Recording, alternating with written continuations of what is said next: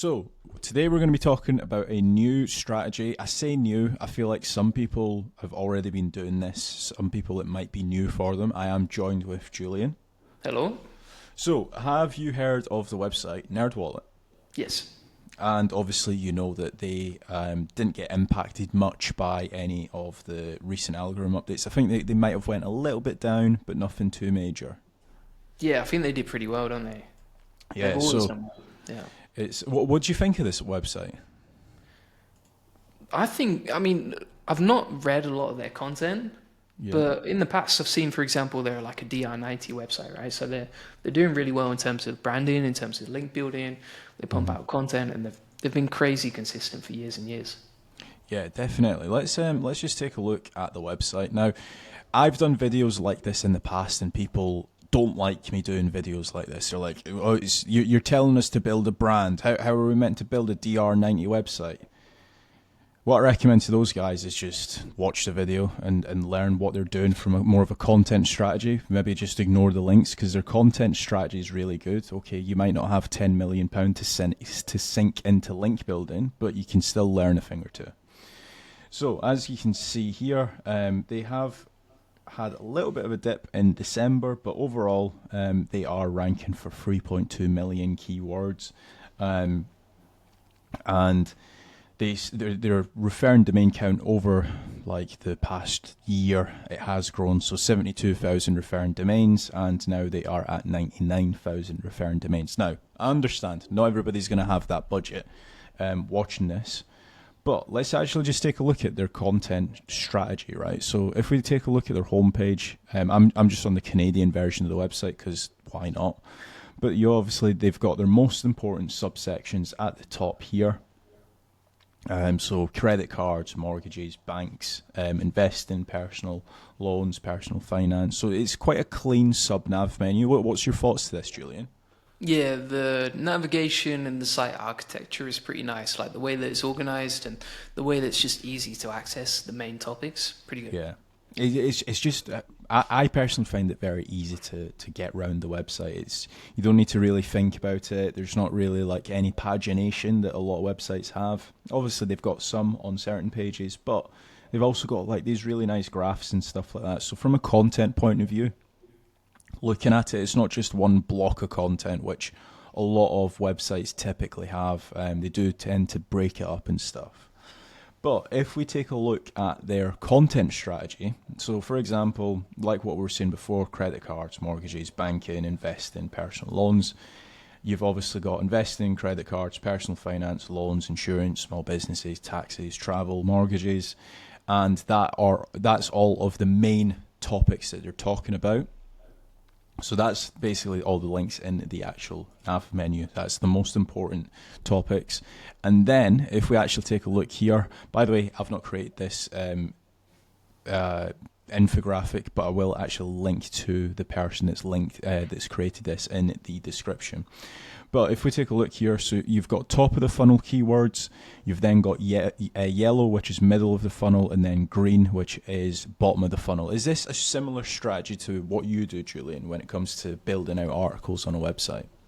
Yeah, so typically, like with a lot of the clients that we work with, we'll build them a topical map like this and just structure the site, because once you have this organized, you know, okay, this goes here, this goes there, this is the page that we're going to create next. So much easier to plan, right? Yeah, definitely. I mean, there are definitely ways that you can essentially quick fire through this. So, like for example, if we wanted to rank for, let's say, mortgages, I want to rank for mortgages. You could definitely do a certain prompt like give me 10 bottom of the funnel keywords, 10 middle, and 10 top, and you should get something similar to what these guys actually have done. So for example, if we actually take a look at their website, so if we click on mortgages, what you'll typically find is, for example, best 5-year fixed rate mortgages. What would you consider that article, Julian?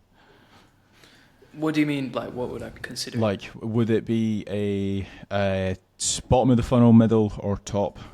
Best 5-year mortgages. Yeah, so I mean, at that point, like they're ready to buy, right? Like Yeah. they're looking at seriously making a purchasing decision. Anything with best in like typically that signals buyer intent.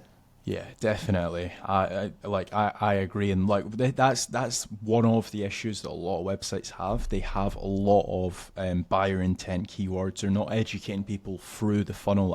I almost see a website as being like an overall funnel. You're trying to get them from the learning phrase to the comparison phrase to the actual buyer phrases.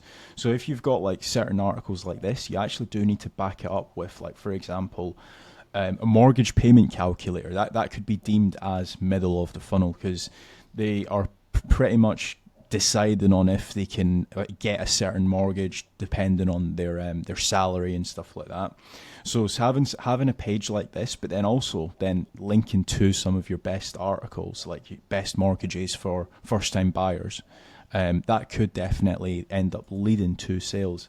And then if we actually look here, so for example, what is a mortgage? That is very much top of the funnel. Like somebody that's searching that, they're wanting more information about a mortgage. How does a mortgage work in Canada? What is a halal mortgage? So on and so forth. Is there anything that you feel like you would add, or do you think that if anything's missing? What's your thoughts so far, Julian? It's looking pretty good, but I think to really figure out, okay, what do I need to add? I'd have to look at my competitors who are already, absolutely nailing it, and then figure out, okay, where are the gaps? Like, what have I missed out in the plan?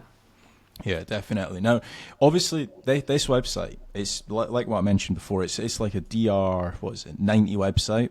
Now, this strategy that I've just shown you, you could do this on a DR10 website. Like you can do this on a like this is a really good SEO strategy that you can reverse engineer for a very easy local or a very niche website that you guys might have. So I always get hate when I'm uploading these types of videos because they're like, oh, you're looking at DR90 websites. That's not fair. But that's how I've made my most of my money, by looking at really difficult industries like slots, CBD, gambling, and then reverse engineering what they've done on a local website or on some of my gambling websites. So always look to actually do reverse engineering on harder to rank for keywords or harder to rank for websites. And when you apply that to a very easy to rank for industry, like if you're trying to rank for like kitchen renovators in Miami, right? It's nowhere. You're never going to need a DR90 website for something like that. So always look to do this. If you guys do have any questions, feel free to drop it down in the comment section. Have you got any adding points to that, Julian? Yeah, so when you're planning out your topical map, you can look at like say your competitor sitemap. So that's a really good place to start. You can also look at data from AdWords. So Keyword Planner, I think you were the one who actually showed me that tip where you reverse engineer, okay, what are the most relevant keywords from AdWords, Keyword Planner, and then build that into a topical map, and it just structures it nicely into categories and pages. Yeah, definitely. If you guys do want a video on how to do that, drop a comment down below and I'll do a separate video on that. And if you guys have enjoyed this video, please remember to leave a like. And if you want a free 50-minute growth strategy call for your website, make sure to check the link down below or head over to casualdash.com. Thanks.